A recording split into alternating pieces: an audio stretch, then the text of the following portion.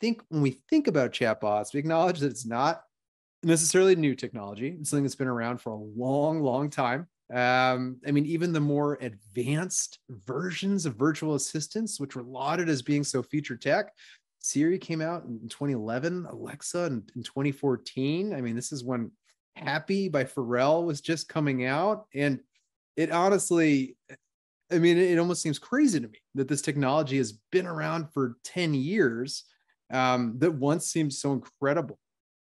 So let's maybe explain then, what was that difference maker that some of this technology was? It was the first to use natural language processing.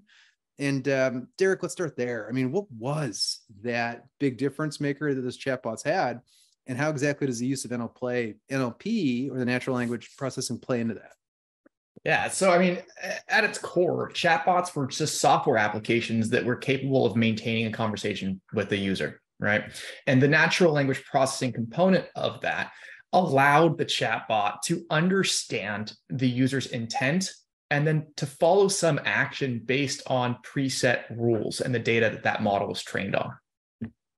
And they were great at that, right? I mean, if you ask the right question to a Siri, for example, or even the chatbot with your bank, it knew exactly what to do. It got you the information faster. And I'd say slightly, maybe less frustrating, or certainly more efficient than talking to a person. And we felt pretty good.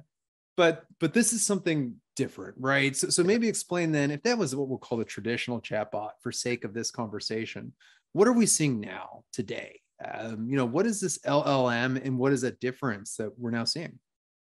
So, like we said earlier, the chatbots themselves, they're responding based on these preset rules, which is also why they don't generalize well outside of their one narrow focus, right? If you asked a bank chatbot what kind of tires your car fits, right? It wouldn't be able to respond in kind. With the advent of these large language models, though, the chatbot themselves are no longer working off preset rules. Instead, what they're trying to do is predict the most likely sequence of words that follow the user prompt. And it does that because it was trained on such a large volume of information that it can then pull from. It's actually taking the context of what you're seeing and looking kind of just outside those words that are right in front of it.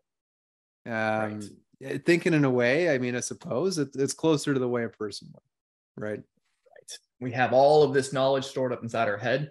And what we're doing is assessing the context of a conversation, and we're pulling the appropriate sentences and words that relate to the conversation at hand.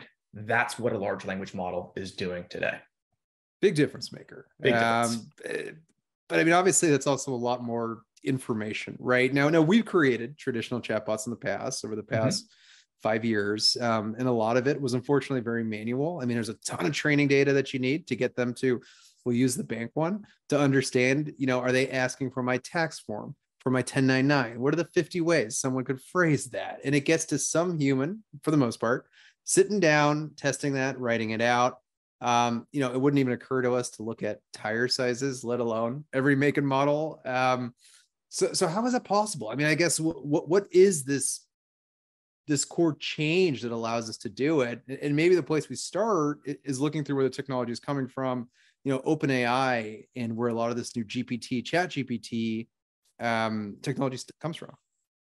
Yeah, I mean, OpenAI is an amazing company. They're a nonprofit organization whose primary focus is to explore artificial intelligence and bring it more mainstream.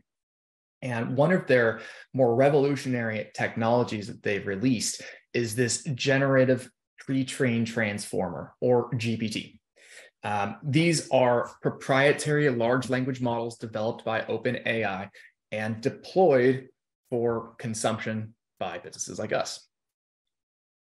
And these models, the GPT models, 1, 2, 3, 4, what they actually allow you to do is they take all those learnings and ability to kind of think freeform, like we were saying, with outside context, and apply it to nearly any scenario.